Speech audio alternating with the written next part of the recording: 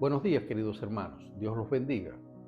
La queja suele ser, por desgracia, el pan nuestro de cada día.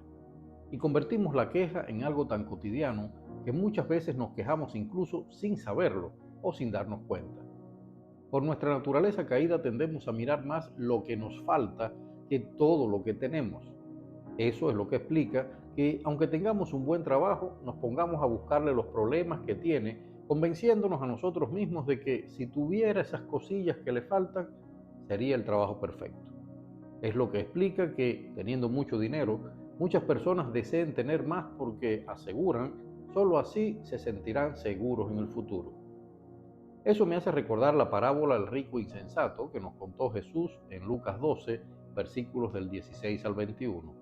Escuchemos. La heredad de un hombre rico había producido mucho, y él pensaba dentro de sí, diciendo: ¿qué haré porque no tengo donde guardar mis frutos? Y dijo: esto haré, derribaré mis graneros y los edificaré mayores, y allí guardaré todos mis frutos y mis bienes, y diré a mi alma: alma, muchos bienes tienes guardados para muchos años, repósate, come, bebe, regocíjate.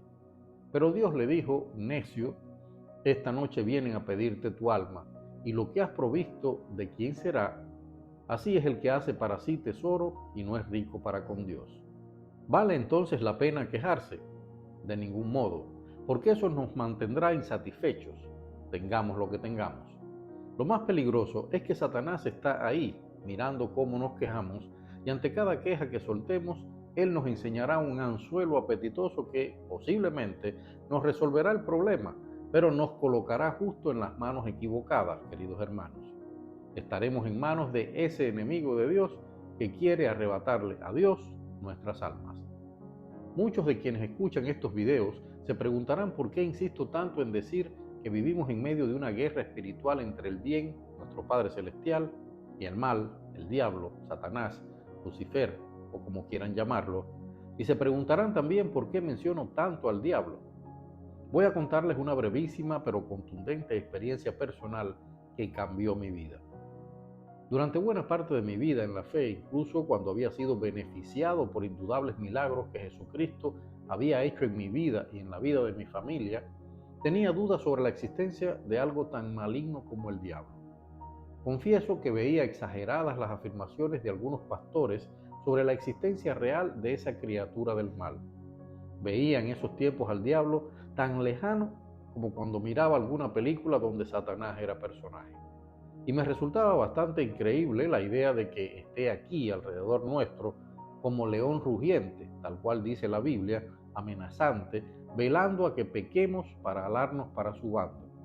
Incluso como escritor, consideraba bastante tonta la historia que contó el escritor alemán Goethe en ese clásico relato titulado Fausto, en el cual ese científico, con la intención de alcanzar el conocimiento infinito, le vende su alma al diablo.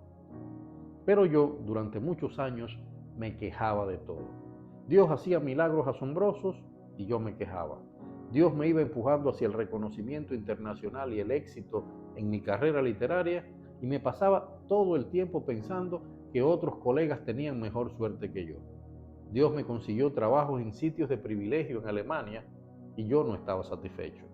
Lo más peligroso de la queja es que no se terminan nunca. Una vez que abres esa puerta, las quejas se conectarán unas con otras y no existirá ni una sola área de la vida sobre la cual no tengas una queja.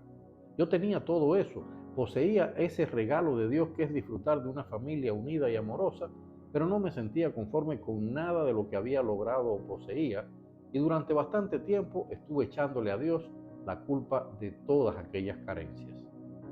Una de aquellas tardes reventé y en presencia de mi esposa y mi hijo menor di puñetazos de rabia sobre mi mesa de trabajo, grité que estaba harto de todo, que Dios no existía ni un carajo porque yo no tenía lo que merecía, maldije a Jesucristo, a Dios y a todos los ángeles y grité, todavía más ciego por la rabia y la ira, que estaba dispuesto a venderle mi alma al diablo con tal de alcanzar todo lo que quería. No puedo describir lo que vino después.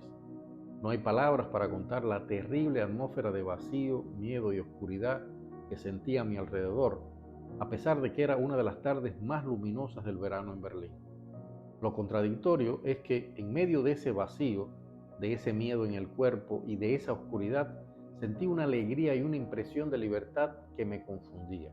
Mi cuerpo y mis brazos parecían flotar, pero algo en mi cabeza me decía que todo aquello no era natural, que lo que estaba experimentando era falso, y más que nada, que estaba caminando por un terreno en el cual no tenía que estar. Fue justo en ese momento que escuché una voz. Y sí, no sé si es la influencia de las películas que había visto, pero aquella voz sonó en mis oídos gruesa y rasgada, como los gruñidos de esas bestias endemoniadas que suelen utilizar los cineastas en sus películas de terror y satanismo. Sin embargo, y esto es todavía más intrigante, de aquel gruñido llegaron a mí palabras muy claras, como un susurro suave, con esa voz dulce y compasiva que los seres humanos atribuimos a los ángeles. Has elegido el mejor camino. Pídeme lo que desees y lo tendrás. Supe que esa voz era la del diablo. Y todavía no sé explicar cómo, otra vez esta sí realmente amorosa, tierna, con ese dolor con el que se le habla a alguien que se está perdiendo y que uno desea salvar, otra voz me dijo: ¿qué estás haciendo, Amir? Y entonces, sin poder evitarlo, me tiré al piso, le pedí perdón a Dios, le grité a Satanás que se largara de allí porque él no tenía ningún poder sobre mi alma, que le pertenecía única y exclusivamente a Dios, y estuve allí llorando por largo rato, bañado por un amor que hasta ese día no había sentido. A mí, queridos hermanos, desde ese día nadie puede decirme que el diablo es un invento para dar miedo. El diablo sabe que solamente tendrá poder sobre nosotros si lo invitamos, porque ya nuestro Señor y Salvador Jesucristo le aplastó la cabeza allá en la cruz del Calvario. Pero está ahí, queridos hermanos, velando con sus estrategias engañosas, con su amplísimo menú de pecados tentadores, esperando a que nos alejemos de Dios. Dios los bendiga.